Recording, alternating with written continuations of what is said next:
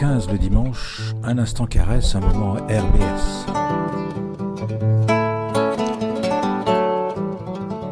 Bonjour à tous nos auditeurs et toutes nos auditrices. Vous êtes aujourd'hui sur RBS 91.9 pour entendre les émissions de La Caresse, les rendez-vous avec le monde. Alors, rendez-vous avec le monde, bien évidemment, c'est le plus beau de tous les rendez-vous qu'on puisse avoir, parce que il y a du monde, de toute façon.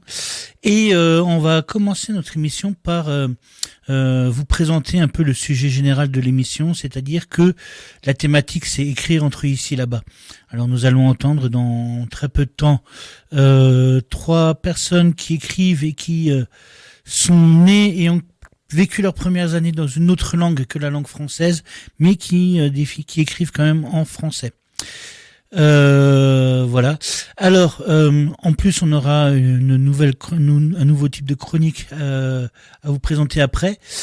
Mais comme l'émission s'annonce assez longue, je vais être très bref sur les infos du monde et je vais vous transmettre cette information qui est beaucoup plus importante qu'on l'imagine pour nous.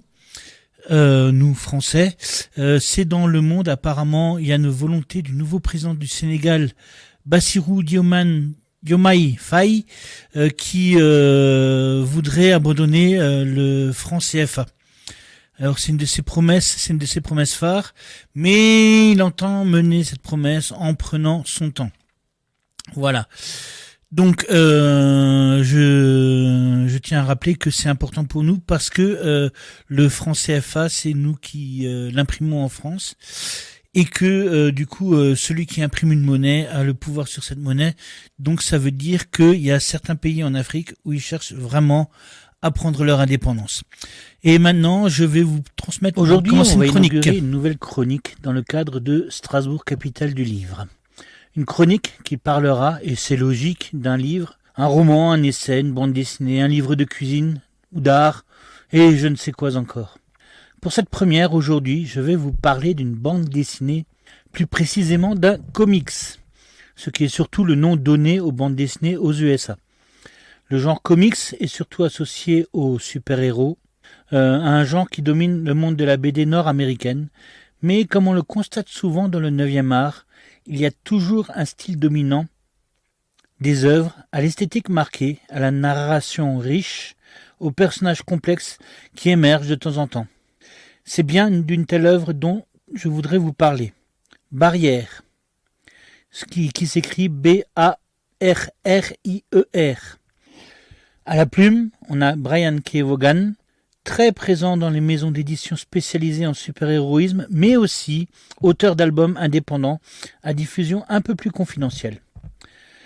Ce scénariste est reconnu comme étant un des meilleurs en activité à l'heure actuelle, auteur des sagas les plus originales, Ex Machina, Y le dernier homme par exemple, et au dessin on a Marcos Martin, dont je ne connais pas trop le travail, mais dans cet album, son travail est extraordinaire, tant dans l'expressivité de ses personnages que dans l'atmosphère qui se dégage de ses cases. L'histoire raconte une rencontre, ou plutôt une collision entre 2 personnages, en tout cas au début. D'un côté, il y a Lydie, une Texane, jeune veuve, propriétaire d'un ranch au bord de la faillite, qui subit la pression de ses créanciers, des gangs de passeurs de clandestins qui œuvrent sur ses terres, juste à la frontière, et de l'autre côté, Oscar, un Hondurien qui fuit un gang et qui cherche à refaire sa vie aux États-Unis et se prépare à franchir la frontière au nord du Mexique. Au cours d'une nuit, où Oscar s'est égaré lors de sa tentative de franchissement, perdu, traqué, il se perd dans les déserts, il s'effondre et se retrouve en face du canon d'un fusil tenu par Lydie. Juste à ce moment, suspendu entre l'étonnement et la peur, le plus inconcevable leur arrive. Ils sont enlevés par des extraterrestres. Ils finissent par collaborer, après avoir su s'accorder, pour tenter de se tirer de ce mauvais pas. Alors là, je vous ai pitché l'essentiel de cette histoire et vous vous dites sûrement que cette chronique est très mauvaise, parce qu'elle spoil absolument tout. Mais en fait, ce résumé dévoile une trame assez classique. Malgré le glissement d'un drame social à de la science-fiction, elle réserve encore des surprises.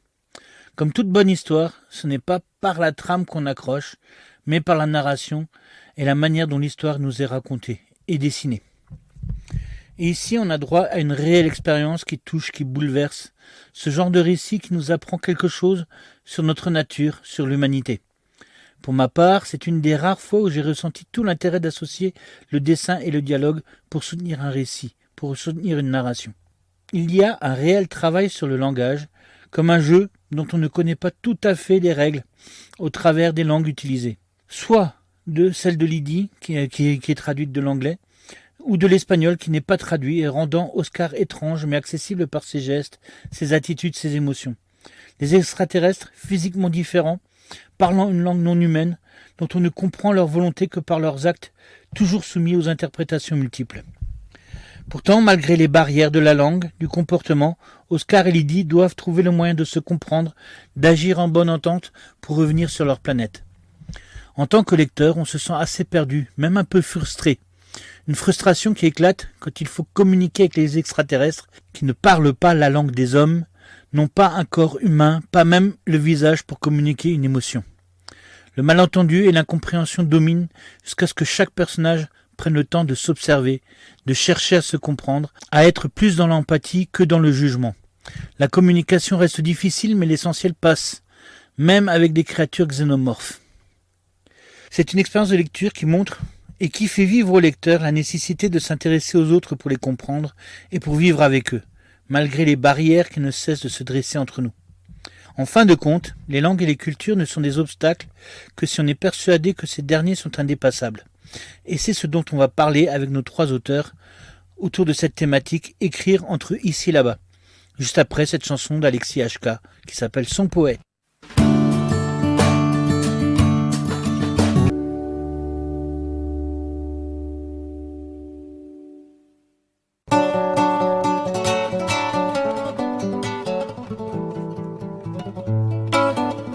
13h15 le dimanche, un instant caresse, un moment RBS.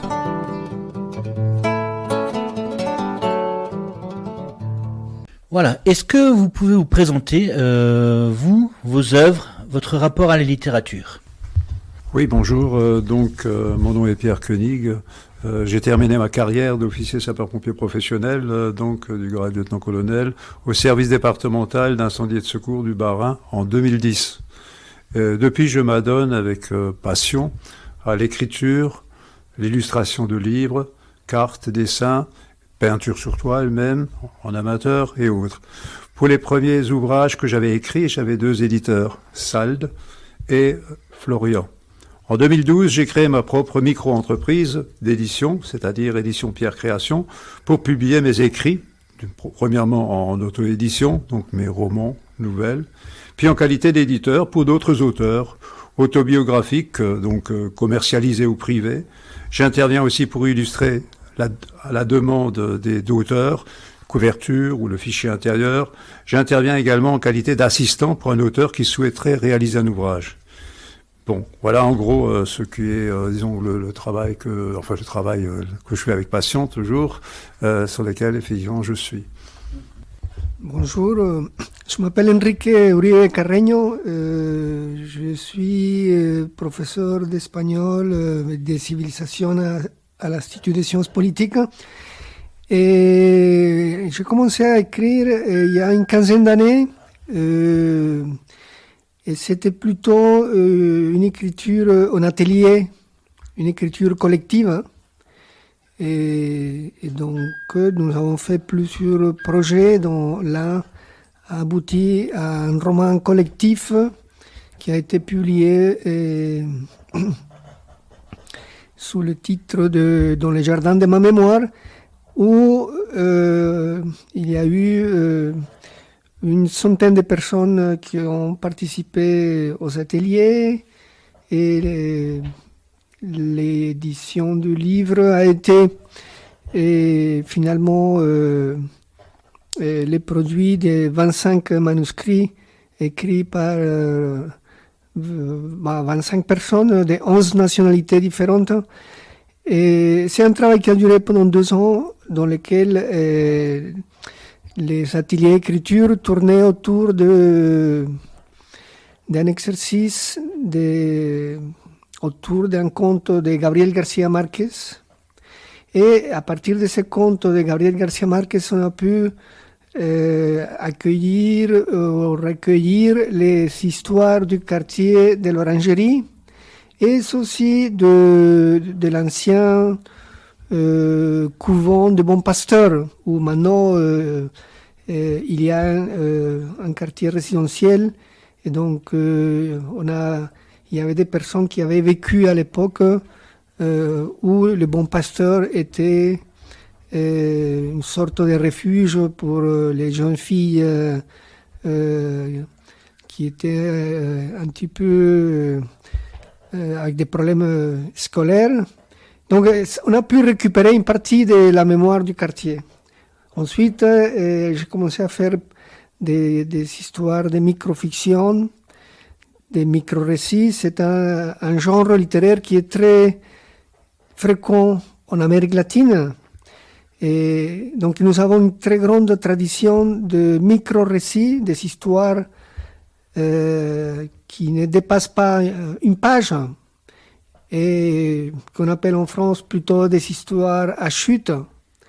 Et c'est devenu un peu un exercice qui a abouti aussi à un livre qui s'appelle 3 comprimés par jour. Et donc on a fait une édition bilingue et ensuite je suis resté un peu à ce format de microfiction. En gros c'est ça, les contacts avec la littérature. Sinon j'ai pu faire des écrits plutôt en sociologie. Mais bon, je pense que ce n'est pas la question ici. Non? Bonjour, je m'appelle Argas Hassan. Je suis de formation universitaire. J'ai fait ma première formation à l'entrée à l'université en art du spectacle. Ensuite, je suis passé à l'anthropologie culturelle et sociale. Donc, j'ai fait mon master en art du spectacle et ma thèse en anthropologie culturelle et sociale. Donc, j'ai travaillé sur... c'est une approche ethnodramatique, donc j'ai travaillé sur le théâtre berbère, essentiellement sur le théâtre berbère. Donc je travaillais et puis à partir de là, donc j'ai pu observer un certain nombre d'institutions traditionnelles, à savoir des rituels, à savoir certaines pratiques, des cérémonies par exemple en Afrique du Nord.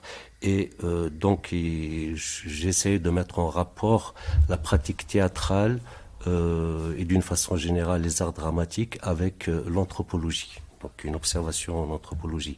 Ce qui est important en tous les cas par rapport à la littérature, puisque j'écris des pièces de théâtre et les premières que j'ai sorties c'est en 2010, sinon j'ai commencé bien sûr à écrire auparavant. Donc j'écris sur des thématiques, différentes thématiques, on va dire les thématiques que j'aborde en littérature, je les aborde de la même manière en anthropologie ou en art du spectacle. J'ai écrit sur l'exil par exemple, et puis sur la déportation en Nouvelle-Calédonie, les sans-papiers. J'ai écrit sur la guerre civile en Algérie. Donc il y a eu à peu près depuis 2010 13 à 14 pièces de théâtre. Donc à côté, je fais un peu de poésie. Sinon, j'ai écrit un roman tout récemment aussi sur ceux qui arrivent, ceux qui prennent le. J'ai écrit sur un événement qui a eu lieu à Lampedusa. Donc, tout ça, en fait, tout travail pour moi a été une problématique. Chaque pièce a été une problématique. Et dans chaque pièce, j'ai eu on va dire que, entre guillemets, j'ai toujours fait du théâtre documentaire. C'est pas à la même manière que Peter Weiss, par exemple, le faisait, mais je fais soit j'observe des réalités et j'ai des événements que je recueille aussi dans les journaux, dans les documents, et à partir de là, j'introduis une fiction. Donc voilà, donc c'est docu-fiction, on peut dire comme ça. Peter Weiss, c'est un homme de théâtre c'est un Allemand qui a fait le théâtre documentaire. Donc il a travaillé le théâtre documentaire, il a travaillé le théâtre dans le théâtre notamment, voilà. Donc il a introduit de nouvelles techniques dans le théâtre. Voilà, à côté de lui, il y en a quand même beaucoup d'hommes de théâtre qui ont travaillé avec lui notamment. Mais lui, il travaille sur des discours réels, sur des documents, c'est-à-dire qu'il reprend exactement presque ce que les personnes dans la vie ont dit ou ont fait. Voilà, donc c'est le théâtre documentaire avec ses propres techniques. Dans tout ça, où est-ce que je suis et comment je suis arrivé là, c'est que à l'origine, moi je suis kabyle, donc et on dit aussi que nous sommes aussi d'origine berbère du fait que nous appartenons à l'Afrique du Nord. Donc c'est la question culturelle, c'est une question puisque c'est le sujet en fait. Donc c'est une question qui s'est posée aux premiers militants de la question berbère. On dit nous la question berbère ou la cause berbère. Donc c'est une question qui parle de l'identité berbère, c'est quoi, etc. et tout ça. Donc j'ai évolué dans ce questionnement-là. Ça a rapport avec les systèmes de convenance, les systèmes locaux concernant par exemple les modes de gouvernance. Ça a à voir avec la langue, ça a à voir avec toutes les pratiques culturelles, voilà. Et voilà, donc cet ensemble de questions a fait que j'ai évolué en tant que militant aussi. Voilà, j'ai évolué en tant que militant et j'étais ramené à tout moment à répondre à des questions qui se posaient, qui étaient pertinentes. Et c'est pour ça que je suis là, en fait. Je suis de la même manière, on va dire, entre les études universitaires et ce que je fais comme littérature, comme écrit dans le théâtre. Donc oui, on va aborder la question, on va rentrer dans le cœur du sujet un peu plus tard. J'ai une première question à vous poser avant d'aborder la question culturelle. C'est quel est votre style, votre genre de littérature? Et qu'est-ce que vous souhaitez raconter à vos lecteurs? Qu'est-ce que vous souhaitez leur dire par vos écrits? En ce qui concerne mon rapport à l'écriture, alors je suis bien sûr inspiré par d'autres cultures dans mon écriture. Alors l'inspiration anglaise, j'aime bien raconter des histoires dans ce que j'écris. Donc il y a bien sûr Dickens pour ce qui concerne les Anglais, Stevenson, Mary Shelley pour Frankenstein par exemple, parce que j'aime beaucoup le fantastique aussi, Lovecraft. Et dernièrement j'ai découvert une auteure, c'est une femme anglaise, George Eliot, parce qu'elle avait pris un nom masculin. Alors parmi les Américains, bien sûr, il y a Edgar Poe, Stephen King, effectivement, que j'aime beaucoup parce que il décrit aussi dans ses éléments fantastiques l'Amérique profonde, parfois. On est très près. Ernest Hemingway, j'aime beaucoup Ernest Hemingway, surtout son côté bon vivant, etc. Jack London, extraordinaire, c'est un aventurier extraordinaire. Faulkner, et bien sûr, parmi les Russes, Tolstoï, Dostoïevski, Gogol, Chekhov, Pasternak et même Gorky.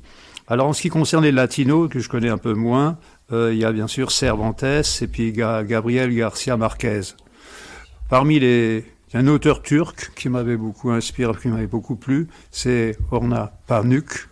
Je ne sais pas si je prononce bien le mot, Orhan Pamuk, qui avait écrit un roman qui s'appelait Neige, que j'ai trouvé extraordinaire. Et bien sûr, les Allemands. Alors, parmi les Allemands, il y a surtout Thomas Mann. Voilà, en ce qui concerne les éléments donc qui m'ont surtout inspiré, hein, puis j'en passe, il y en a d'autres. Hein. Alors mon rapport avec l'écriture, j'ai une écriture, je pense, qui est rapide, naturelle, courte, alors facile. Alors j'essaie toujours de faire des phrases courtes, comme on me l'a appris à l'école primaire, hein, c'est peut-être un dur de dire. J'aime raconter des histoires, inventer des histoires, l'enfance, surtout malmenée, hein, les situations tendues, le feu, c'est peut-être un réflexe de ma profession que j'avais avant, la peur, l'amour, la mort, le fantastique, un peu dans le genre Stephen King. Je construis toujours un chapitre comme on réalise un tableau. C'est-à-dire, je le construis au fur et à mesure. Une fois que j'ai le chapitre, je reviens dessus pour affiner et corriger les textes. Sauf si j'écris pour un auteur. Donc, si j'écris pour un auteur, ça m'arrive, hein, notamment une biographie de famille. Mais sauf si j'écris sur un auteur, si j'écris pour moi-même, je ne connais jamais la fin de l'histoire. C'est-à-dire, au départ, je la découvre en même temps que la lectrice ou le lecteur. C'est-à-dire, j'écris, je ne connais pas la fin de l'histoire, j'avance au fur et à mesure. Ce qui me fait écrire, c'est comme si je tombe sur une idée. Comme un archéologue qui tombe sur un fossile, quoi. C'est-à-dire, c'est peut-être pas grand-chose, mais en creusant, on peut tomber sur quelque chose d'énorme, hein, etc. En fait, les personnages qui apparaissent dans mes romans, dans certains de mes romans, je me dis souvent, ils existent. Bien sûr, ils ne sont pas vivants, mais ils existent quelque part. Ils existent surtout dans mon imagination, quoi. Et ils évoluent au fil de l'histoire. Parfois, je suis surpris même de la manière dont ils évoluent.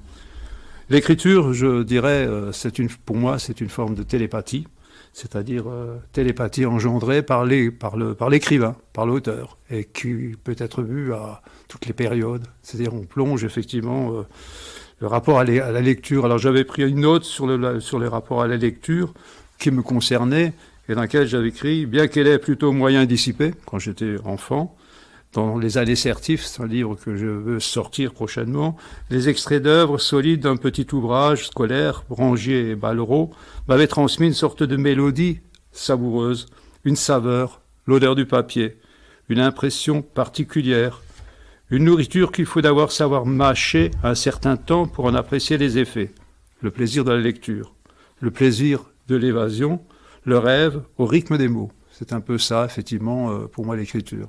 Voilà. Merci. Donc, ce que je fais, j'écris des pièces de théâtre la majorité du temps.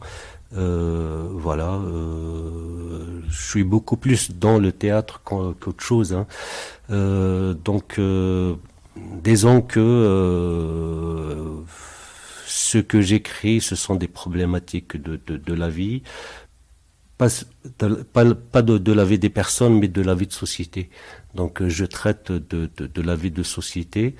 Je dirais comment je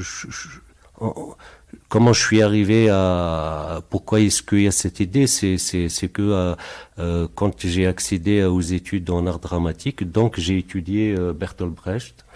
Et du coup, c'est à partir de là que j'ai essayé d'avancer vers des auteurs que j'ai connus en parallèle, ou de comprendre en tous les cas mieux ce qui s'écrit en Afrique du Nord, certains auteurs comme Mouled Mamri, qui est un anthropologue notamment, et comme Katb Yassine aussi. Et puis voilà, j'ai aussi évolué vers la littérature française, donc j'ai pratiquement revu ou fait un peu l'ensemble des courants, donc depuis l'ancien classique, nouveau classique, donc je parle de la littérature occidentale particulièrement, ensuite française bien sûr. Et donc le nouveau classique, et puis on va vers le romantisme, le naturalisme, le réalisme, et puis il va y avoir l'ensemble des courants qui ont fait l'œuvre de théâtre contemporain, mais aussi de la littérature contemporaine. À savoir l'absurde, hein, donc voilà, on peut parler de Camus, on peut parler des surréalistes aussi, Breton, on peut parler de Jean-Paul Sartre, de l'existentialisme. Donc voilà, j'ai essayé de me mettre dans ce bain-là pour pouvoir justement produire quelque chose qui peut être communiqué ou présenté justement au public. Voilà, donc dans mes pièces, je suis à peu près dans ce panorama, et j'essaie d'impliquer notamment l'ensemble des techniques appliquées dans le cadre du théâtre. Donc toutes les techniques qui sont issues du théâtre contemporain ou de la littérature contemporaine. Donc j'ai essayé d'en prendre part. pour les mettre dans mes pièces, à ma façon bien entendu. Merci. En ce qui me concerne, pour la microfiction, on peut dire que c'est plutôt des brèves de la vie quotidienne ou des journaux. Et donc on va trouver toutes les thématiques qui peuvent aller de la mythologie grecque à les dernières nouvelles internationales ou la prose. Donc la microfiction, c'est un genre qui permet en très peu d'espace et de temps présenter un petit univers, une sorte de bulle, l'isoler et la présenter au lecteur de façon à que ça soit une petite explosion complètement différentes l'une de l'autre. Donc, par exemple, dans ce livre, il y a des histoires qui ont affaire avec la mythologie grecque et en même temps avec les parcs d'attractions ou le 11 septembre, la vie électorale. Je vais te demander, Eric, peut-être si tu peux lire une petite histoire comme ça, les auditeurs peuvent comprendre un exemple. Donc le titre c'est Vivement dimanche ou la journée ordinaire d'une citoyenne exemplaire. Tout le monde disait d'elle que c'est une bonne et brave fille. Son réveil sonnait à 5 heures du matin et le petit déjeuner était prêt à 7 heures. Rituel de la promenade canine à 7h30, au bureau à 9h. Déjeuner et dîner ponctuel et chronométré. L'amour seulement le samedi, la sieste seulement en vacances. Exactitude, prévision et organisation minutieuse lui avaient ouvert le chemin du succès professionnel. Il n'y avait qu'un seul moment où, ne sachant que faire, elle laissait le hasard opérer pour elle. Tous les 5 ans, dans la solitude oppressante de l'isoloir, Erostia Alba laissait au dé le soin de choisir le nom de celui pour qui elle allait voter. L'idée, c'est aussi de faire une sorte de journal intime en fiction, comme celui qui fait un journal intime en haïku. C'est-à-dire, on a un format qui est donné, qui a des contraintes, et à ces contraintes, on introduit un contenu prosaïque de fiction et qui a priori finit dans une chute. Non, voilà, ça c'est le format. Alors, comment est-ce que vous définissez le mot culture et comment vous décririez votre culture ? Alors, culture. Il y a tellement de choses à dire là-dedans, donc mais bon, je vais essayer de mon côté de donner une petite définition pour ce débat. Et donc, je pense que la culture, c'est d'abord une ontologie. Une ontologie comme il le décrit Philippe Descola, c'est-à-dire pour lui, dans le monde, il y a quatre formes d'ontologie. Et donc moi, je suis issu de l'ontologie, ce qu'on appelle l'animisme. Donc il y a de l'animisme, il y a le totémisme, il y a le naturalisme, il y a l'analogisme, selon le Philippe Descola. Donc voilà. À partir du moment où je suis issu d'une société animiste, donc la société berbère, cette ontologie, en fait, pour définir la culture, c'est que donc on a été, de l'histoire au début, on a été un groupe social.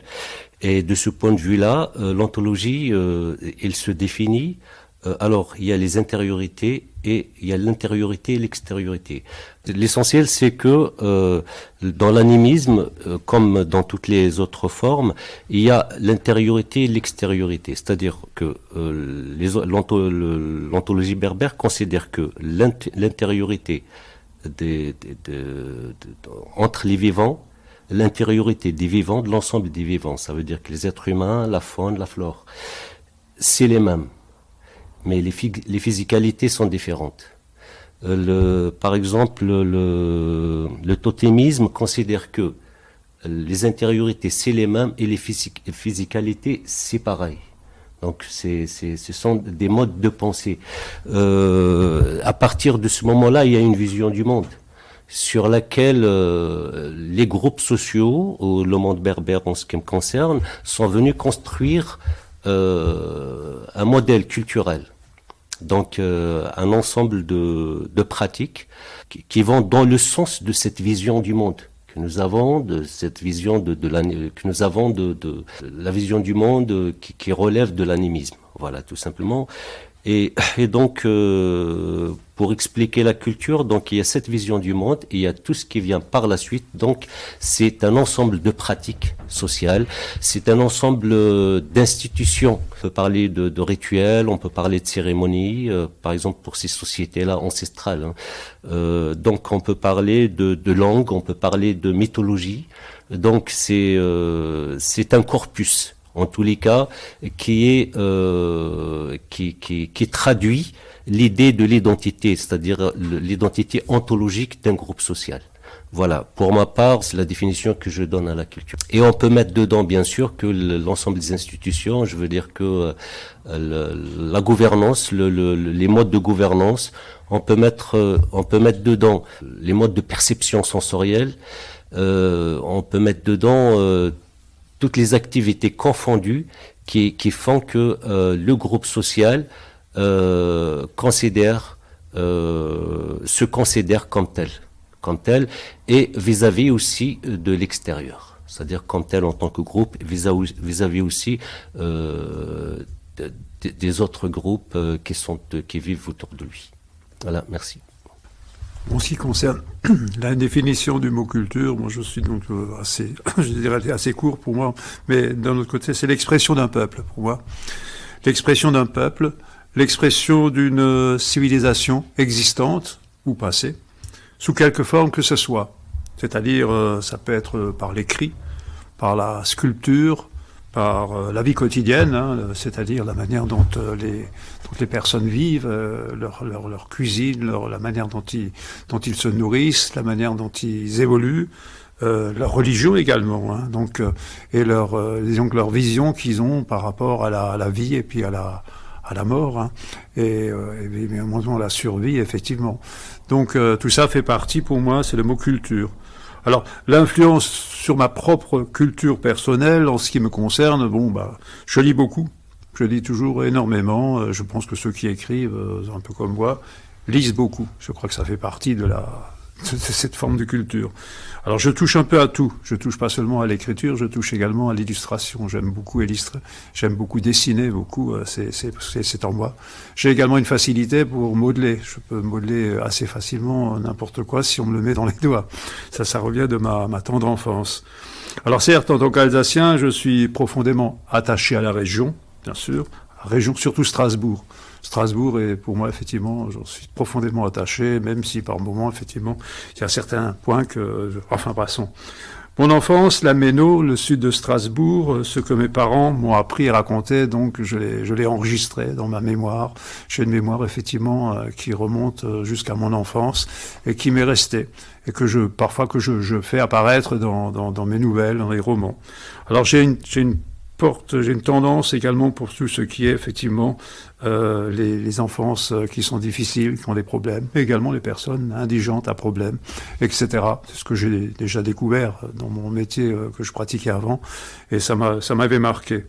Alors, En ce qui concerne l'alsacien, bien sûr, je suis alsacien, donc là c'est effectivement mais je ne suis pas non plus un alsacien cocorico alsacien, c'est-à-dire j'aime beaucoup l'alsacien, mais bon, j'en fais partie, j'écris aussi, donc j'ai fait des livres en alsacien, notamment des livres pour d'auteurs alsaciens comme Paul Mülheim, qui était vraiment un auteur exceptionnel, pour lequel il est même arrivé à faire les fables de La Fontaine en alsacien, c'est quelque chose d'extraordinaire, bon, difficile, parce que ça reste, et d'une manière très fine et très humoristique. Hein. Donc, et j'ai eu effectivement l'honneur de l'éditer, mais aussi de l'illustrer. Ça a été effectivement le point fort que j'ai eu au cours de mes écrits. Alors, le français, bien sûr, reste ma langue d'écriture de cœur. Il n'y a rien à faire. Hein. Le français, c'est pour moi, elle est magnifique, irremplaçable quelque part. Hein. C'est vrai que on n'en fait pas assez. Disons, on n'en parle pas assez finalement. Ceci dit, à mon âge, mon expérience de vie m'amène à témoigner sur de nombreux sujets. D'ailleurs, je n'écris que ce que je connais par principe ou ce qu'on m'apprend. Si j'écris effectivement pour un auteur. Là, effectivement, je découvre certaines choses que je ne connaissais pas, que je découvre et qu'après, je cherche à développer et à démontrer. Je pense que c'est un peu ça, pour moi, la culture. Bon, j'irai à une définition encore plus simple. On va du complexe au simple. Je dirais simplement que la culture, c'est une trouvaille. C'est la façon comme chaque peuple va résoudre le problème. Et donc chaque peuple va trouver un moyen, une technique, une trouvaille. Et c'est ça la culture. C'est valable aussi pour les arts. Et bon, en ce qui concerne ma culture, je dirais, si c'est ma culture en tant qu'individu, et je dirais que c'est la somme des empreintes, de façon opportuniste, de tout ce que je peux prendre des autres langues, des films, des romans, des peintures, des pièces de théâtre. Donc, ça serait ma culture en tant qu'individu, une sorte de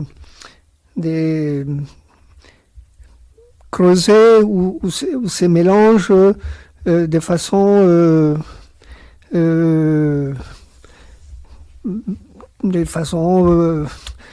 que ça fermente et ça forme une sorte de culture. Mais en ce qui concerne la culture d'origine, je suis d'origine colombienne, je dirais que ça c'est une culture plutôt qui va être moderne, c'est-à-dire que c'est une culture qui, comme dirait les vers de René Char, nous avons perdu le testament de notre héritage. Et nous allons recycler, reformuler l'héritage, la tradition, chacun à sa sauce. C'est quelque part la modernité, ces coupures, ces ruptures avec une tradition qui nous avait prescrit les modes d'emploi. Nous avons perdu le mode d'emploi. Donc ce sont ces cultures-là latino-américaines, ce sont des cultures modernes où la tradition qui va être précolombienne, mais va être aussi coloniale espagnole, et va se faire, va se travailler, va se transmettre son mode d'emploi. Ça va donner une modernité dans la musique, dans la littérature, dans la peinture. On trouve une sorte qu'on appelle métissage finalement. Voilà, ça c'est un petit peu en Amérique latine, ce qu'on peut voir de façon très claire, c'est passé, c'est présent et c'est futur en 3 temps mélangés. Des fois c'est assez chaotique, des fois ça donne une certaine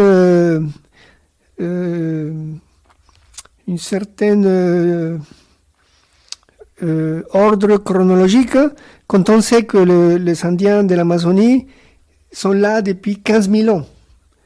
Donc une fois qu'on prend la perspective de 15 000 ans d'habitation d'une forêt, et ça donne quand même un espoir, à savoir que l'Homo sapiens a pu habiter pendant 15 000 ans dans une forêt sans la détruire. Et donc, très intéressant cette idée. Asen a parlé d'Escola. Justement, d'Escola, il va nous rendre attentifs à cette idée de comment l'Homo sapiens a transformé la forêt amazonienne et il ne l'a pas détruit en 15 000 ans. Donc ça, c'est quand même quelque chose qui peut nous dire on n'est pas foncièrement prédateur, on n'est pas foncièrement voué à la destruction, parce que le fait qu'il y ait eu des gens dont leur action n'était pas mue par la rentabilité, ça veut dire que ce n'est pas dans les gènes l'idée de détruire pour rendre ce que nous détruisons des marchandises. Voilà, ça fait partie aussi de ces cultures latino-américaines, cet héritage des anciennes populations qui sont toujours là. Et voilà. Comment votre culture, vos idées, vos opinions influencent votre style, votre écriture? Et est-ce que vous pensez qu'une œuvre littéraire est quelque chose qui crée de la culture, ou c'est le témoignage d'une culture? Moi, je pense que elle témoigne de l'histoire une œuvre artistique. Elle peut être témoin de l'histoire d'un individu, de l'histoire d'une société, d'un groupe, etc. et tout ça. Donc, elle marque l'événement et le communique. Donc, soit on le reçoit tout de suite, soit on le reçoit plus tard. Mais voilà. Donc, ça fait. Cela dit, de ce point de vue-là, il n'y a aucun souci. C'est que une œuvre artistique peut témoigner, peut-être peut témoigner d'un événement culturel. Voilà. Par contre, une œuvre artistique, elle est créatrice ou littéraire, créatrice de culture ou pas. Moi, je dirais d'emblée que c'est vraiment ça. C'est-à-dire que une œuvre, elle peut, à partir d'une œuvre, on peut concevoir des pratiques, des formes de représentation qui vont aider les personnes d'un groupe social à vivre en cohésion, à assurer assurer dans le temps et dans l'espace une vie décente. Voilà ce qui est recherché. Donc, je donnerai comme exemple la gravure rupestre. La gravure rupestre, par exemple, disons que la rupestre, elle existe un peu partout, et moi, je penserais bien que c'est une gravure rupestre, c'est une œuvre. C'est une œuvre, donc ça a été fait par un artiste. Voilà. Ces artistes-là, c'était des artistes du paléolithique, du néolithique et de la préhistoire. Qu'est-ce que pour nous, c'est quoi justement la gravure rupestre ou la peinture rupestre? Elle est pour beaucoup de choses. Par exemple, si j'ai à donner l'exemple d'Afrique du Nord, donc les Berbères, on a dans les Hogars, on a aussi des gravures rupestres un peu partout, mais aussi dans les Hogars, il y a une grande concentration de gravures rupestres, mais aussi en Libye. Voilà.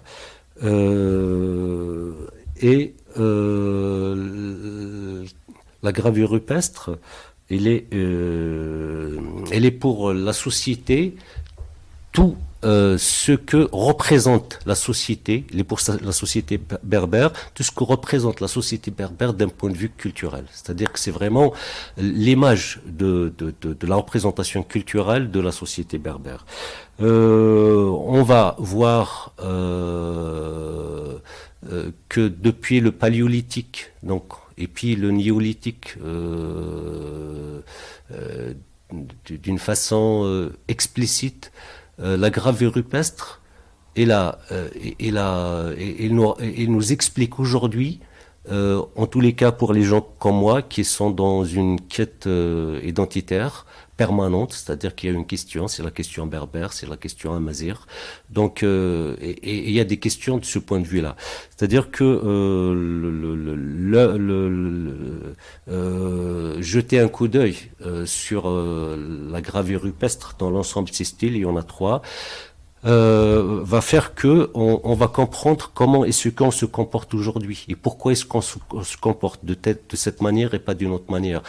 Qu'est-ce qui fait que, par exemple, les religions aujourd'hui, les monothéismes, l'islam en particulier, par exemple, qui est là depuis le 7e siècle, et elle n'a pas pu réellement produire assez d'effets dans la société berbère parce que il y a c'est cette œuvre-là. C'est-à-dire, c'est à partir de cette œuvre-là, on va essayer de comprendre donc le monde berbère, comment il a évolué, comment il a tracé ses frontières, comment il a adopté des frontières, comment il a mis en place, comment il a domestiqué. Son rapport à l'environnement, son rapport les personnes entre elles, donc les individus, le mode de gouvernance, donc on va le retrouver en tous les cas dans la gravure rupestre qui est juste une œuvre artistique. Et voilà donc tout, ça explique tout. Ça explique tout. En fait, le rapport, c'est un rapport direct, c'est un rapport opérant. D'ailleurs, ça fait partie. Je veux dire que c'est un art, c'est la littérature ou les arts, c'est une partie intégrante de la culture. Et sans la littérature, en tous les cas, sans l'art, à mon avis, il n'y aurait plus de culture. Oui, je pense qu'elle est les deux, c'est-à-dire elle est le témoignage d'une culture et puis effectivement elle fait les deux. Hein. Et c'est un témoignage parce qu'on découvre surtout quand on lit certains auteurs. Hein. Bon, moi je parle surtout d'auteurs. Hein. Si j'en parle par exemple de Victor Hugo, Les Misérables, on décrit donc une société d'une certaine époque, donc principalement parisienne, mais enfin qui montre la situation des ouvriers, la situation du petit peuple, entre guillemets, la manière dont effectivement les choses avaient évolué. C'est la même chose pour Zola, par exemple, quand il décrit l'Assommoir, hein, qui montre les effets de l'alcoolisme déjà à l'époque, dans le milieu ouvrier. Hein, je crois que c'est démontré d'une manière très forte ce qu'il y a. Je pense également, si on veut parler de la période, sur la période de l'Ancien Régime, hein, par exemple Chandernagor, qui décrit l'allée du roi, qui décrit un peu toute l'histoire de Madame de Maintenon, sous Louis XIV, qui décrit l'histoire, on découvre le milieu, on découvre la manière de ce qu'on retrouve. Non, je pense que c'est profondément inscrit dans les différentes œuvres littéraires, on avance. Dans les auteurs plus modernes, bon, on en découvre d'autres, même actuellement, hein, sur certains auteurs, on découvre certains aspects. Alors, bien sûr, il y avait notamment dans l'auteur plus récent, son nom m'échappe maintenant, mais disons que j'ai lu, qu'on voit parfois, qui décrivent même ce qui va se produire. Hein. Donc c'est assez impressionnant. Alors, en ce qui concerne les auteurs étrangers, notamment, bon, je reviens toujours également dans le domaine fantastique, hein, Stephen King, qui décrit pas seulement le fantastique, mais également l'Amérique profonde, la manière dont vivent les gens, dont la manière dont l'enfance, les cruautés qu'on retrouve entre eux, et puis bien sûr, si on part dans l'aventure, on part sur Jack London, que ce soit en mer ou que ce soit dans les forêts canadiennes, etc., qui décrit ça. Ou alors, pour revenir de nouveau sur Chateaubriand, quand il décrit effectivement les Iroquois, donc la manière dont effectivement vivaient les Indiens à cette époque-là, et pour avoir été pendant une courte période au Canada, je me souviens, en hiver, je me suis souvent demandé comment faisaient effectivement les gens pour arriver à résister au froid qui est dur, qui est pratiquement intenable. Et pourtant, bien sûr, ils étaient là. Et tout ça, je pense, effectivement, c'est intéressant de le retrouver d'une manière ou d'une autre. De retrouver certains auteurs qui décrivent les milieux. Et après, bien sûr, on se sent imprégné par toutes ces formes d'écriture. Alors, les écritures varient. Il y a des écritures des styles qui varient l'une à l'autre. Certaines sont laconiques, d'autres sont plus développées, ça dépend. Hein. Donc, en gros, je dirais, c'est un peu ça, l'écriture, effectivement, d'une manière ou d'une autre, elle est bien sûr, ou la culture, elle inspire forcément l'écrivain. Oui, je l'ai aussi dans le sens de Pierre.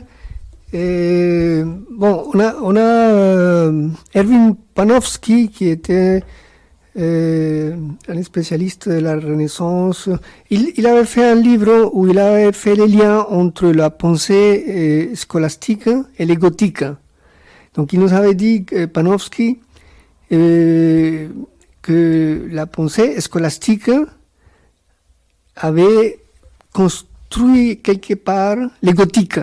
Ça c'est très intéressant parce que ça veut dire que nous vivons dans une culture et notre culture nous donne une structure et cette structure va se réaliser dans une peinture, dans un roman, dans un édifice et en fonction de notre structure mentale.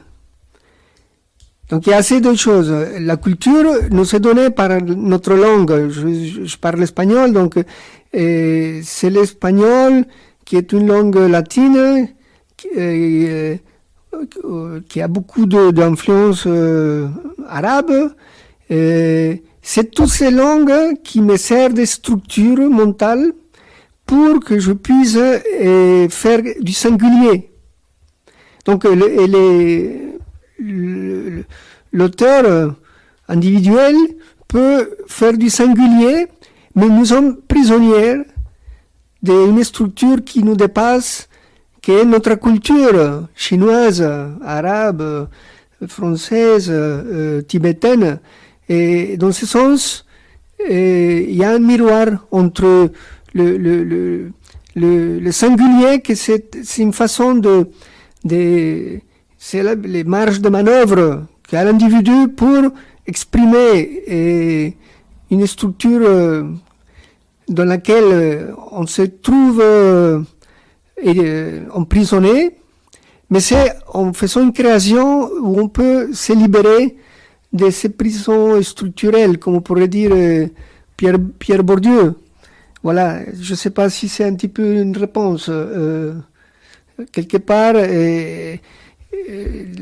l'individuel et les collectifs vont négocier, ils vont créer quelque chose de neuf si on peut donner de la place au bricolage. Au sens de Lévi-Strauss, le bricolage, c'est les moments où l'homme négocie avec la matière, où l'homme essaye d'entendre, de voir, de sentir la matière, les bois, les métals, les couleurs. c'est le moment où il y a un échange entre la matière et l'homme. À la fin, il y a un produit singulier, tout à fait différent au produit industriel, qui est un produit uniforme, et l'homme viole la matière.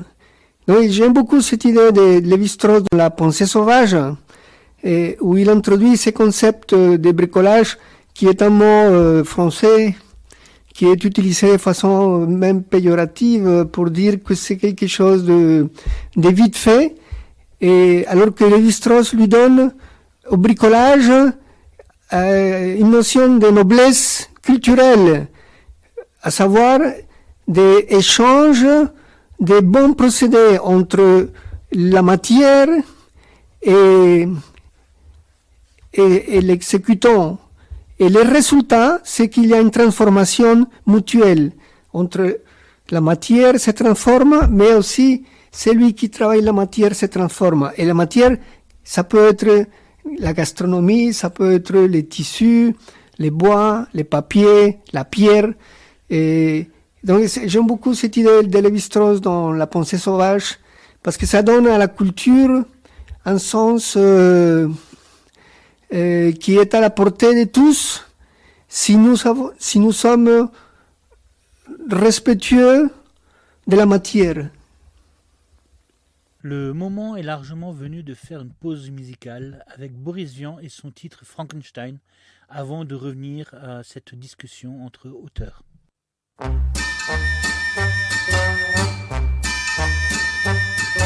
Frankenstein est le grand ami de...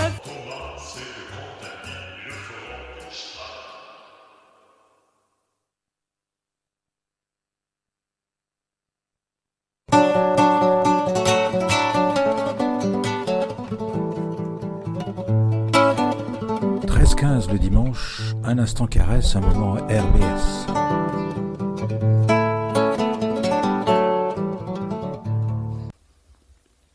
Quel est votre rapport avec l'écriture en français ? Est-ce que c'est pour vous c'est quelque chose de naturel, de facile, quelque chose de compliqué, de tortueux, quelque chose qu'il faut travailler ou retravailler ? Et pour ceux qui sont nés et qui ont grandi dans une langue autre que le français, quand vous avez une idée dans une langue, est-ce que c'est facile ou est-ce que c'est difficile à traduire ?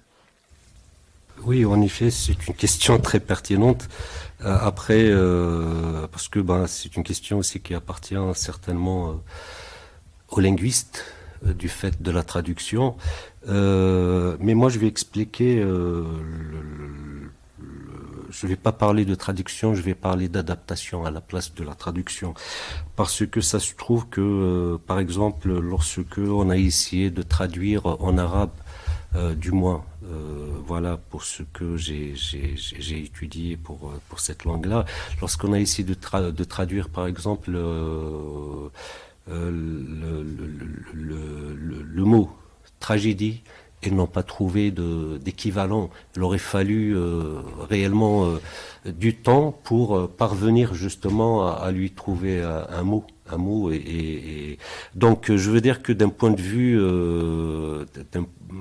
par exemple le berbère, le berbère, nous on n'a pas connu le théâtre. La Kabylie, je veux dire qu'on n'a pas connu le théâtre, mais aussi le monde berbère d'une façon générale. Lorsque j'ai fait ma thèse, donc je travaillais sur le théâtre berbère. Et ça n'existait pas avant les années 80. C'est-à-dire, réellement, ça n'existait pas. Ça existait un petit peu. Il y avait des tentatives d'écriture, même durant les années 20, un peu plus tard, etc. Mais sachant que le théâtre n'existait pas comme on peut le définir pour une société, à savoir la société grecque. C'est-à-dire qu'il ne se manifeste pas parmi les groupes, parmi la société, parmi les individus. Donc, il a été inventé, il a été mis en place. Et comment il a été mis en place? Donc, il y a un auteur qui a commencé au lieu de traduire, il a adapté. Donc, il a adapté des œuvres universelles. C'est Moya, ça s'appelle Moya. Et il a adapté en kabyle. Donc, il a adapté ça en kabyle, et donc je veux dire, bon, il a adapté Molière, il a adapté Pirandello, il a adapté Mrozek, un polonais, il a adapté Luxun, c'est un chinois, donc et d'autres. Et donc un certain nombre de pièces adaptées en kabyle et jouées donc en kabylie.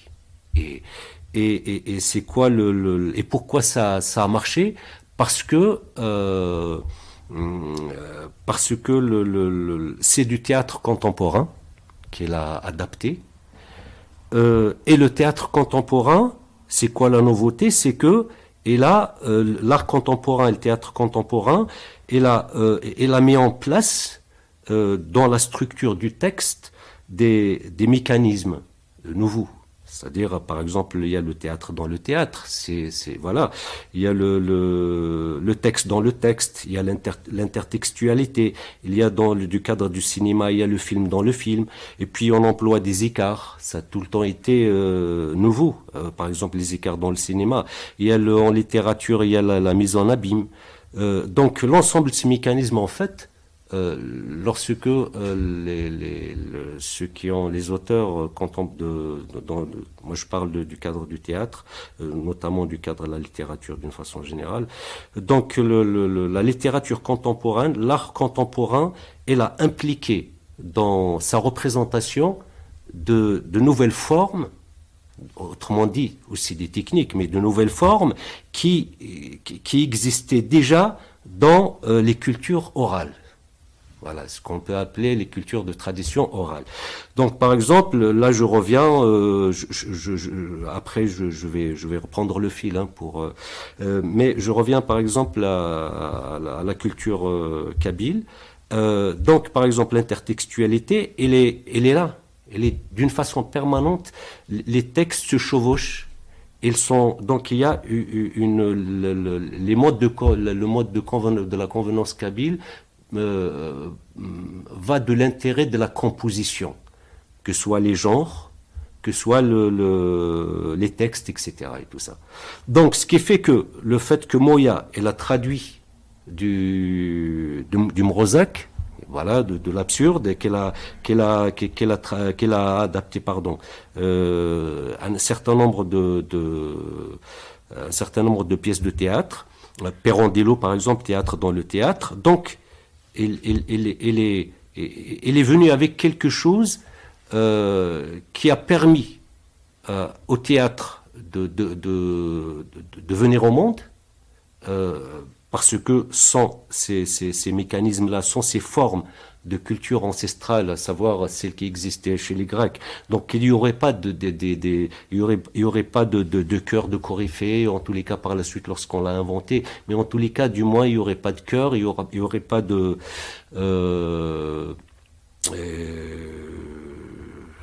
il y a certaines choses qu'on dit du récit populaire.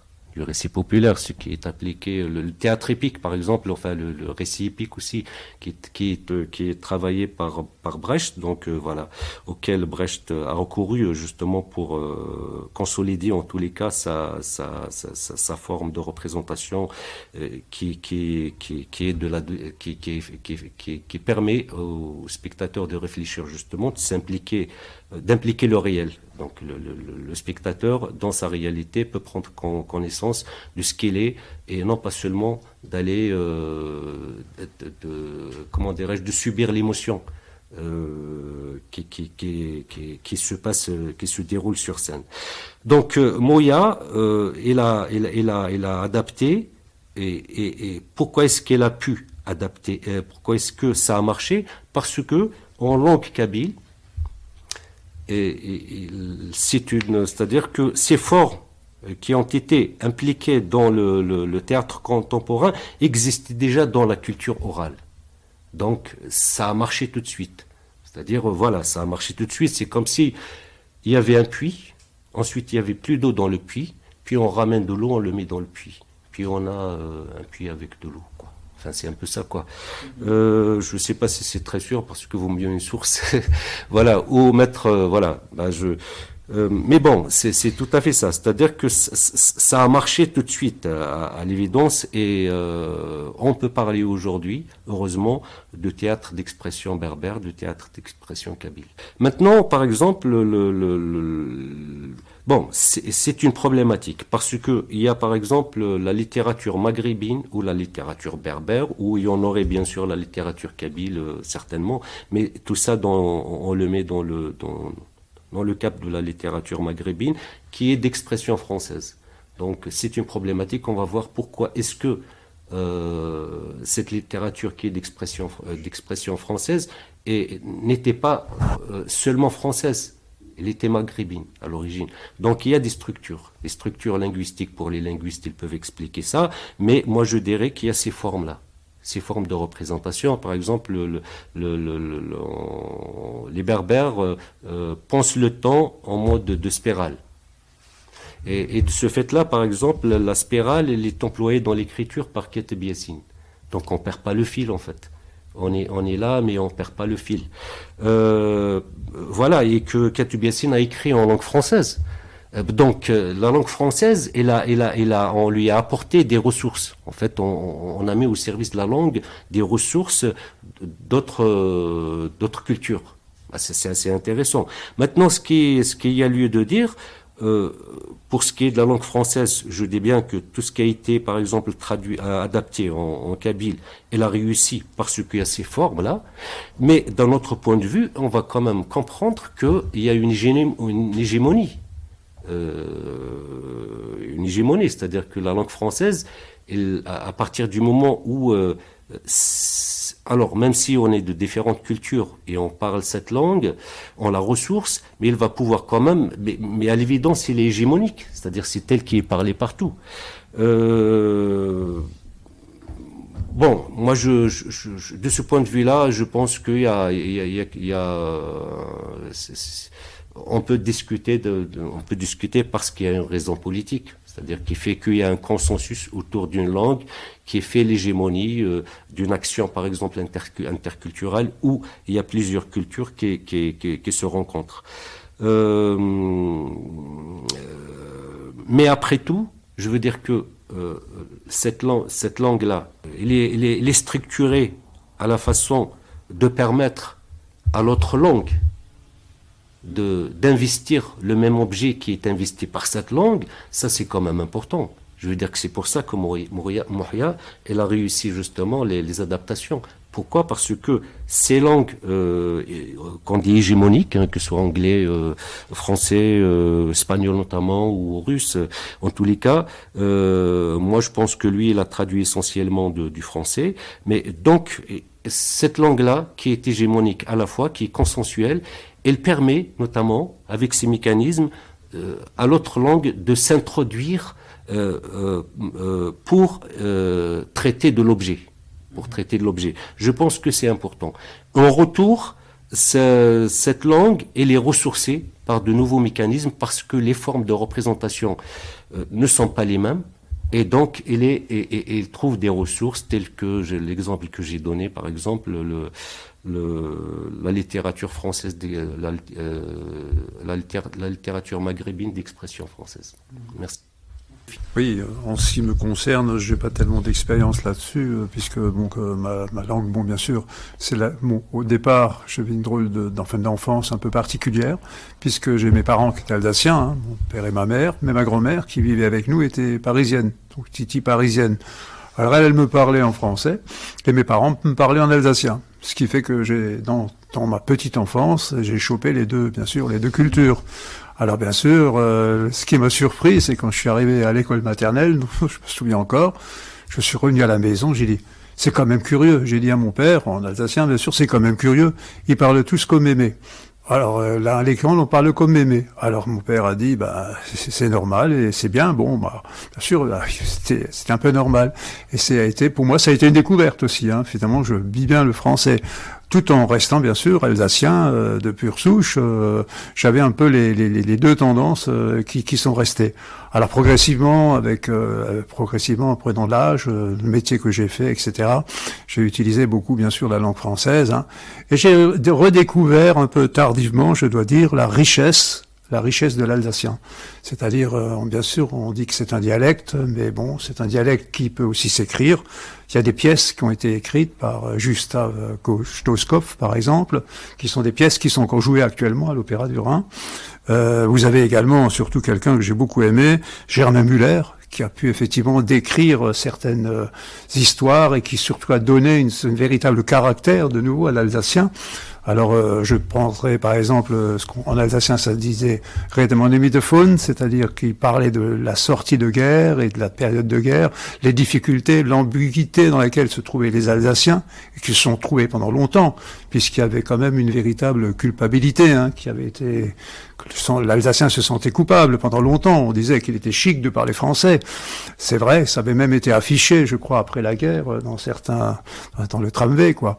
Et tout ça a fait que, bon, bien sûr, on a tous eu ce défaut, en tant qu'Alsacien, je dis, même vis-à-vis de mes enfants, c'est-à-dire de parler plutôt le français et de laisser un peu l'Alsacien de côté, ce qui est, à mon avis, une erreur, parce que dans l'Alsacien, il y a une très grande richesse, et comme vous l'avez déjà dit, il y a certains mots qui ne sont pas, qu'on arrive, certaines expressions qu'on ne peut pas traduire, qui sont d'origine, qui sont dans la langue. Et je pense que de ce côté-là, il faut effectivement essayer de maintenir ces traditions.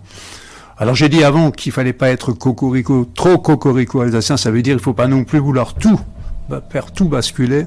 Le français reste effectivement quand même nécessaire, parce que c'est quand même, je le répète, une langue, c'est la langue française, donc, mais néanmoins, l'alsacien doit également être maintenu, et moi je pense qu'il est intéressant de développer un peu cette partie-là. D'ailleurs, il est même prouvé, de toute façon, pour les enfants, surtout les petits âges, qui apprennent les deux parties, le langue, que ce soit d'ailleurs une autre langue étrangère, que ce soit l'espagnol, ou ça apprennent beaucoup plus facilement. Quand je vois les difficultés que j'ai moi-même, personnellement, puisque je me suis remis à l'anglais, les difficultés que j'ai pour arriver à le comprendre, parce qu'à saisir, même si je sais le lire, même si je sais le conjuguer, tout ce qu'on veut, c'est vrai que la petite enfance permet de le développer. Je pense que l'alsacien, tout comme d'autres langues, dialectes donc dans le pays, doivent être maintenus et sans pour cela bousculer la culture. C'est une culture qu'il faut maintenir. Ça, c'est mon point de vue. Maintenant, pour ce qui concerne la manière d'écrire que j'ai, c'est toujours pareil, ce que j'ai déjà dit, j'aime bien raconter des histoires. Alors l'écriture, il faut aussi le préciser, pour certains, ça fait du bien. C'est une psychothérapie. On l'oublie souvent. Et souvent, quelqu'un, effectivement, moi je l'ai même déjà conseillé à certains. Ça peut être pareil pour les poésies. Les poésies sont une forme de musique qui est agréable à l'oreille et puis qui effectivement, pas toujours évident à faire pour tout le monde, mais qui effectivement permet quand même d'exprimer des sentiments très très forts, que ce soit dans le sens positif ou même dans le sens négatif. Donc, dans ce sens-là, je crois que c'est intéressant. Alors, comme je l'ai dit, écrire fait du bien. Il y a des règles à respecter. Alors, l'imagination puise éventuellement dans notre culture, ça c'est sûr. Et bien sûr, ça revient toujours à ce que vous avez aussi dit avant, c'est-à-dire qu'on cherche à puiser dans les écrits qu'on a déjà connus pour essayer de s'inspirer. Je dis bien s'inspirer, pas copier bien sûr, mais s'inspirer. Et je pense que ça fait du bien de voir ce côté-là. Voilà donc ce que je voulais dire en ce qui concerne cette partie-là. Alors, moi pour ce qui concerne le temps, moi j'ai toujours été fasciné par les notions de bascule dans le passé. Et je me suis imaginé, donc j'ai écrit effectivement une histoire, notamment qui s'appelle Rémanence, dans laquelle effectivement l'auteur en question bascule dans le passé et se retrouve dans la peau de ses ancêtres, avec tout ce qu'il faut, c'est-à-dire dans cette époque, avec la couleur, les odeurs, etc. Et ça m'a beaucoup fasciné. Alors pendant que j'étais en train de l'écrire, j'étais en train de me demander comment j'arriverais à m'en sortir sur le plan rationnel. Et finalement, à la fin du livre, j'ai trouvé la solution. Mais tout ça pour dire, solution entre guillemets rationnelle, parce que c'est pas bien sûr pas rationnel, mais tout ça pour dire les bascules dans le passé, etc. Voir effectivement, s'imaginer comment ça a pu être lorsqu'on vivait dans un autre temps, même ne serait-ce qu'un siècle en arrière, c'est complètement différent. Ça aussi, c'est quelque chose qui me fascine et que j'aime bien développer. Voilà. Voilà, je vais continuer ce que dit Pierre. Et en effet, la question de la culture, elle n'est pas anodine. Parce que si nous n'avons pas de mémoire, nous ne pouvons pas imaginer. Et là, c'est les drames des personnes qui ont l'Alzheimer, parce qu'ils perdent leur mémoire, mais ils ne peuvent pas imaginer que demain ou après-demain, il y a son fils ou son petit-fils qui va venir. La personne, elle reste dans un stade du présent. C'est vraiment une tragédie. Donc si nous n'avons plus culture, nous n'avons plus d'imagination, et l'imagination, c'est quand même la liberté. Et ça, c'est pas quelque chose à prendre à la légère. C'est-à-dire que l'Homo sapiens, il a fait un progrès dans l'humanité par la revendication de la liberté. Et si nous sommes prêts à laisser de côté la liberté, ça veut dire que tous les chemins parcourus, ça aurait été en vain. Et nous pouvons aujourd'hui comprendre, plus ou moins comprendre l'intelligence végétale. On a fait beaucoup de progrès. Mais on est de plus en plus connaisseurs de la façon comme les arbres et les végétales se débrouillent, communiquent. De plus en plus connaisseurs aussi de l'intelligence animale. Animale sous-marine, les oiseaux, et les primates. Donc, minéral. L'intelligence minérale qui nous permet de construire des armes atomiques. Donc, nous vivons une époque formidable. Si nous conjuguons l'intelligence minérale, l'intelligence végétale, l'intelligence animale, l'intelligence humaine et l'intelligence artificielle, et on a beaucoup de chances de pouvoir donner l'espoir, de construire, de rectifier les mondes dans lesquels nous avançons, un monde basé sur la matière, le matérialisme, un monde marchandise, un monde où les gens se disputent chaque fois de façon de plus en plus sans aucune vergogne, sans avoir honte. Je pense qu'avec tous ces moyens que nous avons, par la culture, on peut s'en sortir. Bon, je reviens à la question sur l'écriture. Et à une époque, on s'est posé la question, qu'est-ce que c'est l'écriture? Bon, si l'écriture, c'est de l'oral mis sur un papier, ou si l'écriture, c'est autre chose. Donc, par exemple, si on dit, non, l'écriture, c'est de l'oral, ça peut être du Céline. Donc on fait une grande littérature avec une écriture qui vient de l'oral, une oralité riche, on dit voilà, ça c'est de l'écriture. Mais si on a Proust, ça c'est autre chose.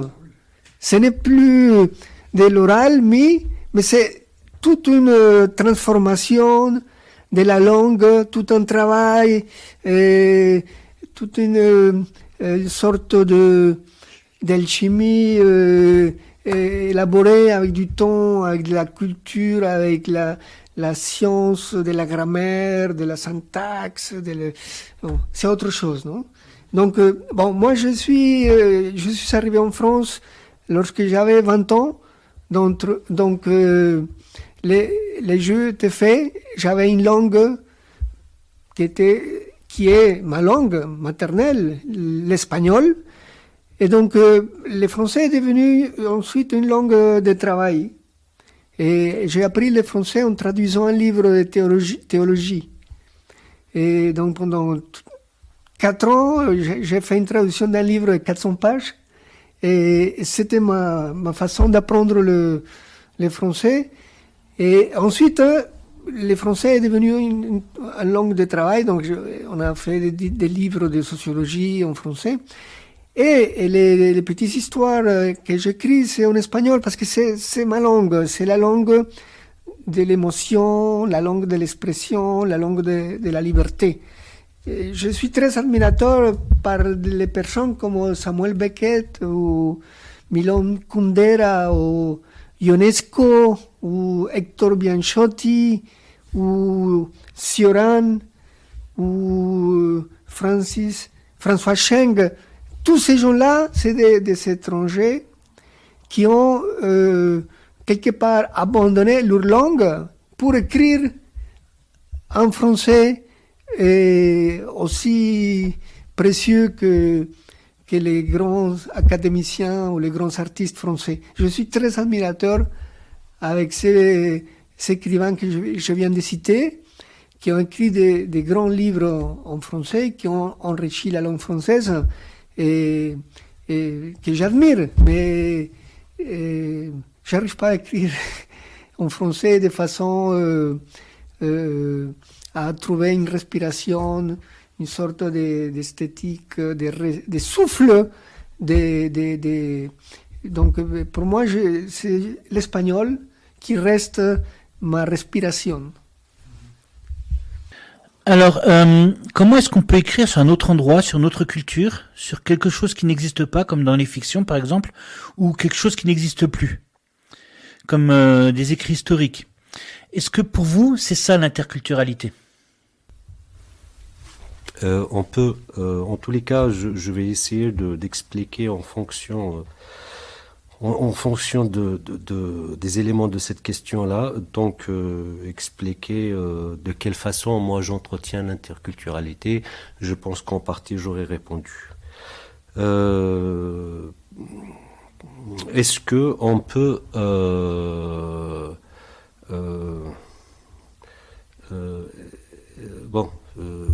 est-ce qu'on peut écrire sur un lieu autre que celui où on vit? Est-ce qu'on peut écrire sur des événements qui nous sont étrangers? Est-ce que c'est ça l'interculturalité? Moi, je pense que les lieux autres, ce sont des lieux qui sont investis par une culture de ces lieux. Et lorsqu'il y a des événements dans ces lieux, c'est l'expression de cette culture qui se manifeste. Autrement dit, quand on vient de l'extérieur, il me semblerait que pour dire quelque chose sur l'espace, voilà, ce qui se déroule dans l'espace même, il va falloir quand même comprendre comment les choses se manifestent dans la culture du lieu. Voilà, et en ce moment-là, on peut parler de langue aussi. Comment est-ce que on a produit un langage un langage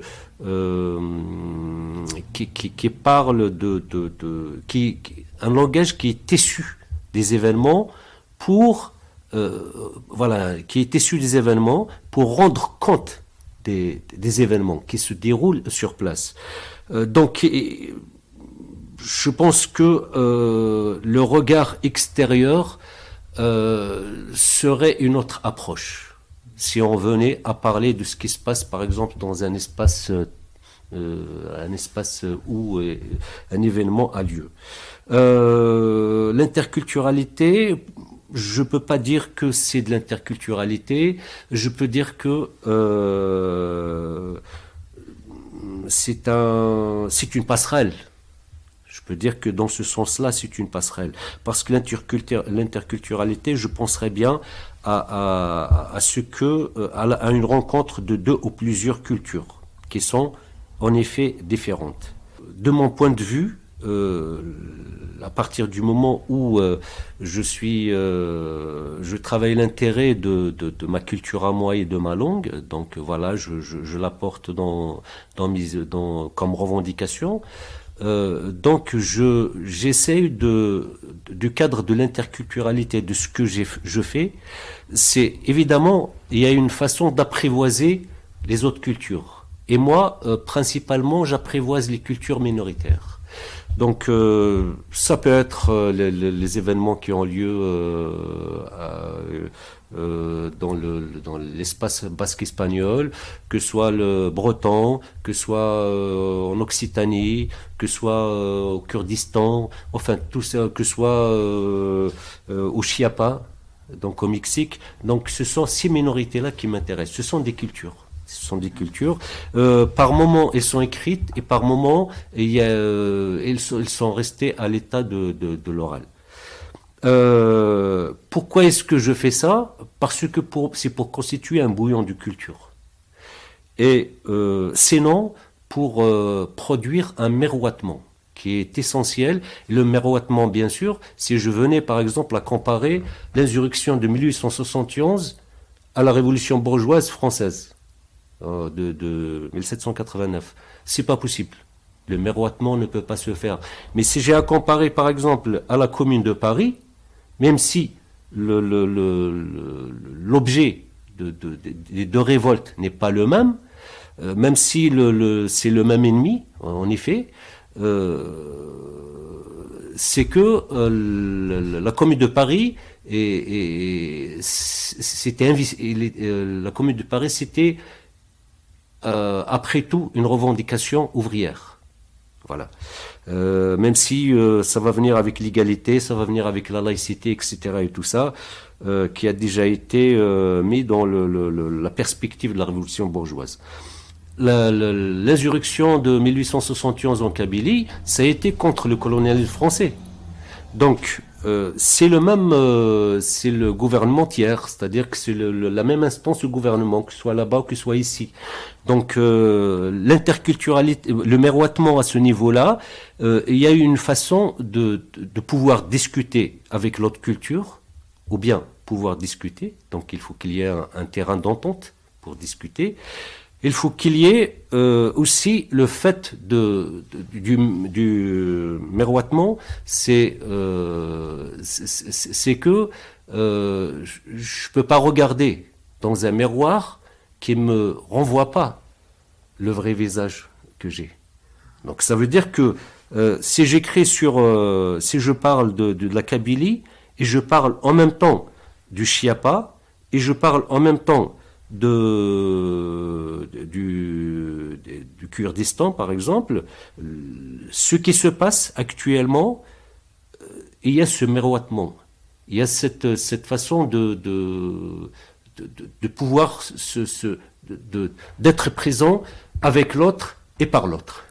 Voilà, d'être présent avec l'autre et par l'autre. Je pense que c'est comme ça que je définis un peu de mon angle de vue par rapport à l'écrit. Oh oui, mais c'est ce que je mets mais je peux lire rapidement. Moi, je fais beaucoup je parle en même temps des Kabyles, des Basques espagnols, etc. Dès que il y a une possibilité de mettre ce lien-là, de communiquer avec l'autre, donc je le fais. Mais ça serait très difficile, par exemple, de communiquer avec la révolution bolchevique. C'est-à-dire que c'est pas parce que on n'est pas déconnecté de la quête, par exemple, de l'ordre social recherché, de l'égalité. Mais en tant qu'événement, on ne peut pas, c'est-à-dire on risque de ne pas vraiment, il y aurait pas de retour immédiat.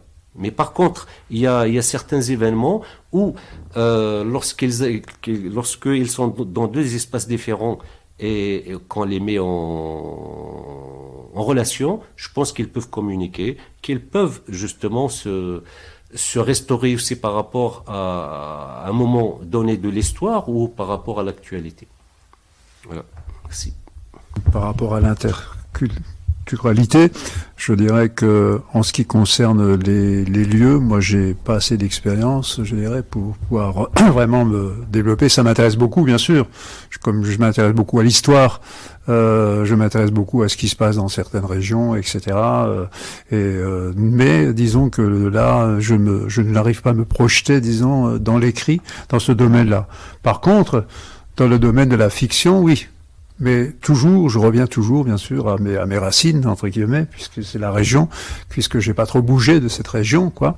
Donc, je reviens toujours sur la région, avec peut-être, quand même, parfois avec un mouvement pendulaire vers Paris.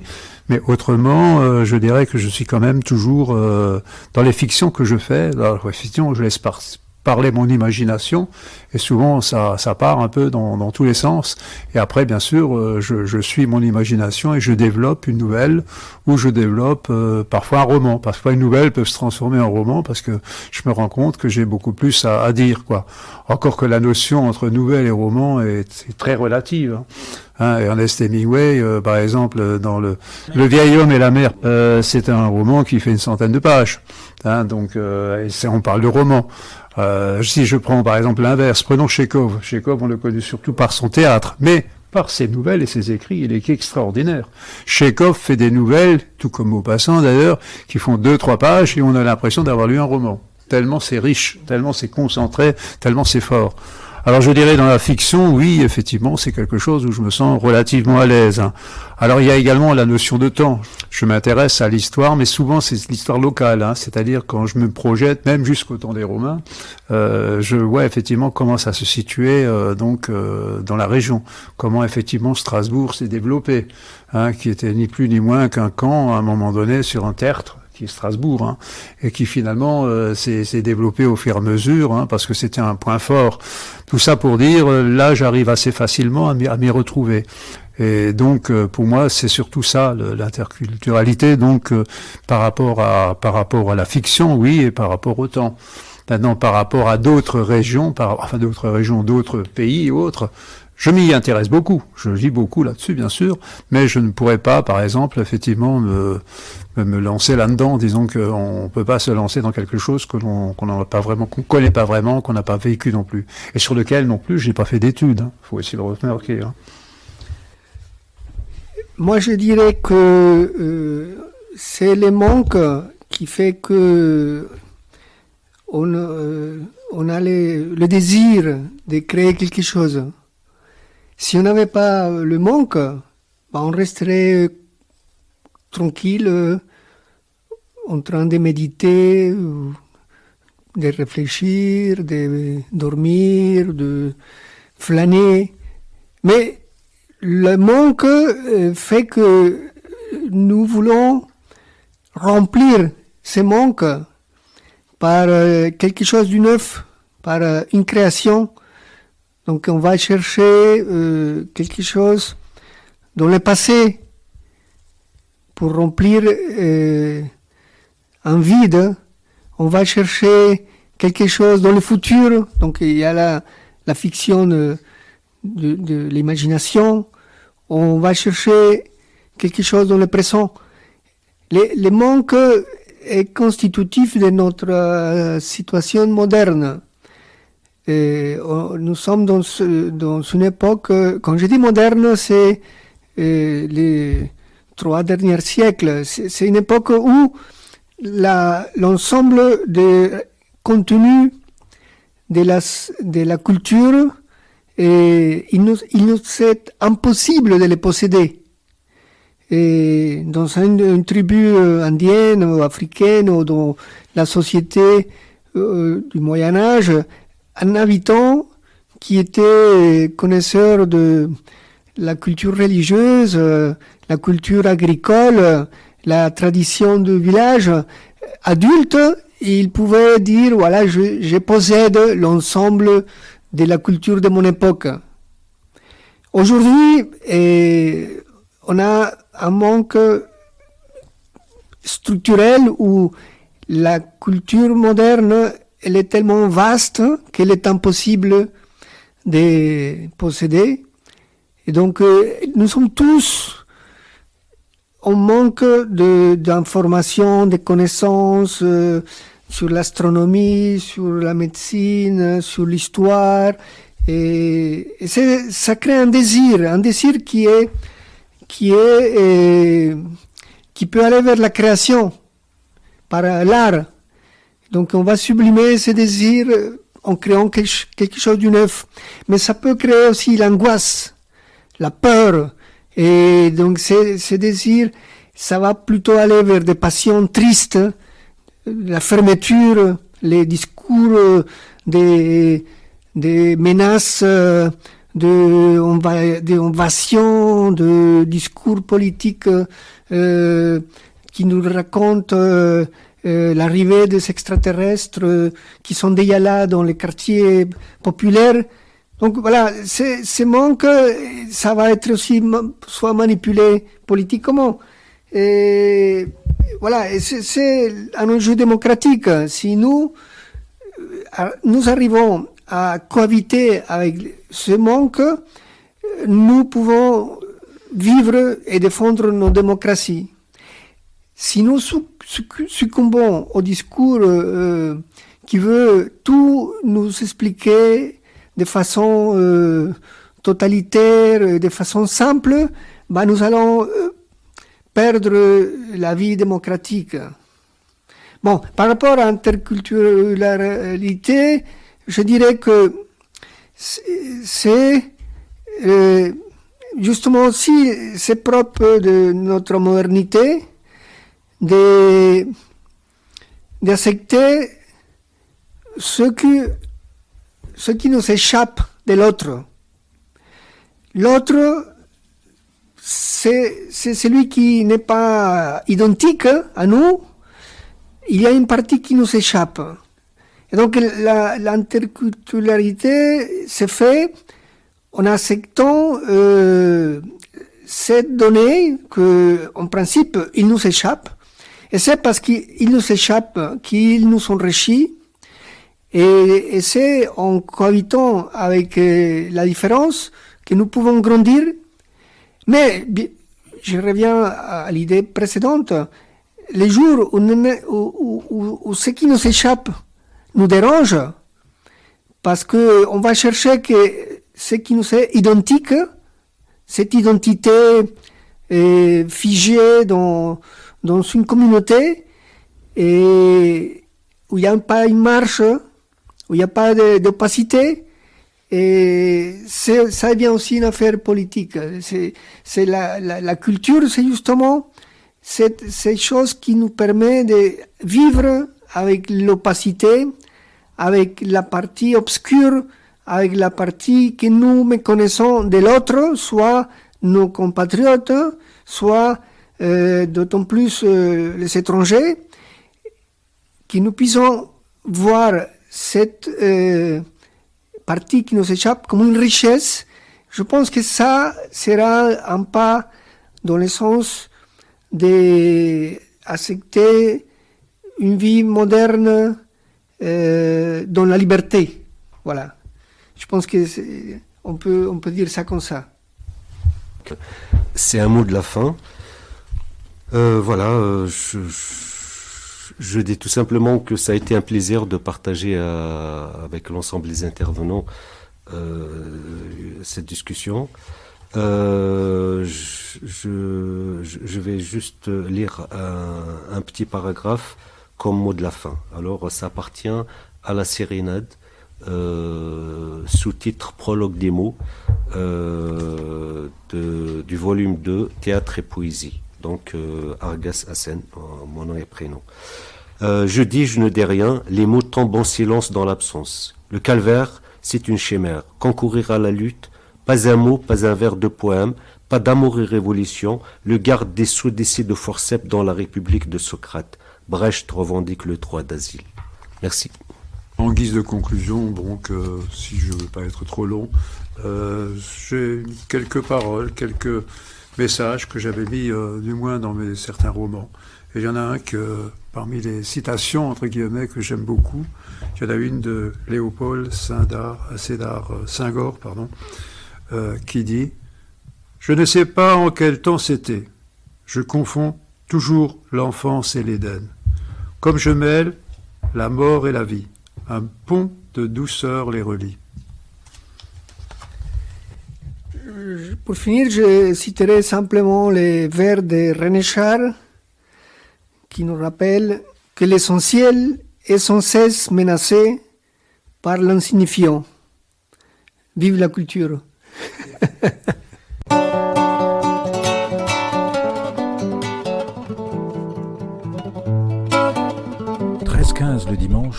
un instant caresse, un moment RBS.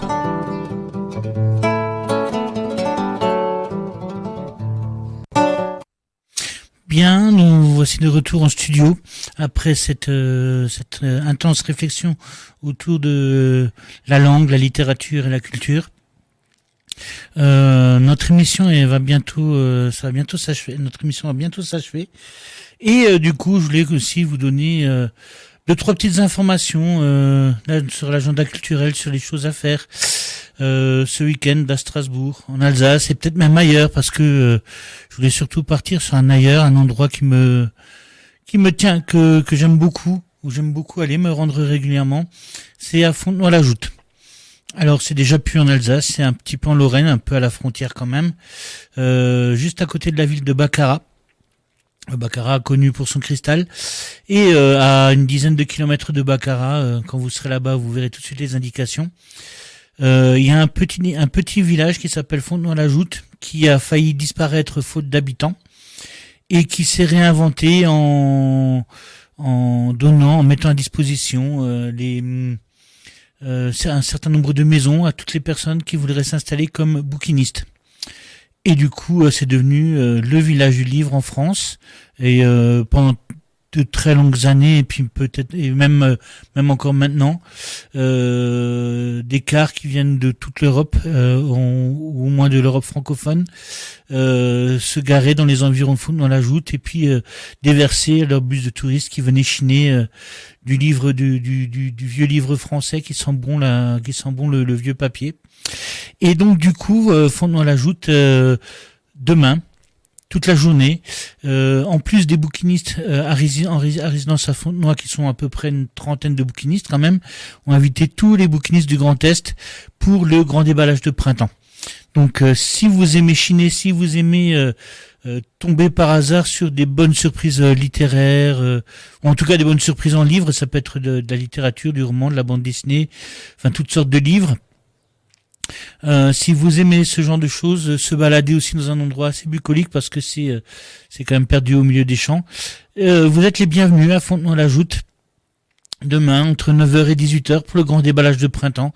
Et venez visiter, regardez, lisez. Si vous avez encore des livres que vous souhaitez revendre ou à qui vous souhaitez vous redonner une seconde vie, allez-y avec vos livres aussi. C'est toujours un bon moment, c'est toujours un bel endroit à voir et puis à faire vivre. Sachant qu'en plus, il y a des chances que les Strasbourgeois connaissent un certain nombre de ces bouquinistes, vu que certains bouquinistes de Fontenoy-la-Joûte tiennent leur stand le mercredi, place Kléber, à vendre des livres aussi. Donc vous serez même pas tellement dépaysés et vous retrouverez chez eux des amis que vous avez déjà à Strasbourg. Voilà. Autre petite information, toujours pas en Alsace, je suis navré, mais le parc de Sainte-Croix s'agrandit et propose à tous les visiteurs et à toutes les visitrices sur plus de 6000 mètres carrés, un parcours qui est complètement dédié à la biodiversité dans le monde et sous nos latitudes. Et donc du coup le parc de Sainte-Croix, qui déjà de toute façon défendait cette idée de biodiversité, de défense de la nature, de présentation des animaux dans un cadre semi-naturel, c'est-à-dire contrairement à un zoo normal, les animaux ont de l'espace pour vivre, pour se balader. Ils ont aussi le droit de se planquer quand ils ont pas envie d'être vus par les visiteurs. Ils ont aussi le droit à leur intimité, leur indépendance. Et donc du coup, le parc de Sainte-Croix s'agrandit. Ce sera l'occasion d'y retourner avec les enfants les plus jeunes. Et puis les enfants les plus vieux, on peut être enfant jusqu'à plus de 70 ans, ou même pour les adultes curieux de la nature. Allez-y, le parc de Sainte-Croix s'agrandit. C'est l'occasion de découvrir ou de redécouvrir cet endroit qui est peut-être l'endroit dédié à la nature le plus intéressant de France, on va dire. Après, on va être assez modeste quand même. Et voilà. Et encore dernière petite nouvelle pour le 2 avril, le 2 avril au cinéma Vox, dans le cadre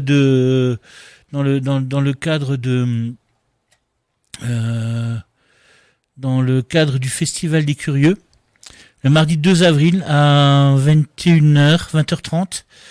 Vous allez pouvoir voir Jurassic Park. Alors non, c'est pas un nouveau Jurassic Park qui est sorti. C'est le premier, le plus grand, le meilleur de tous les Jurassic Park.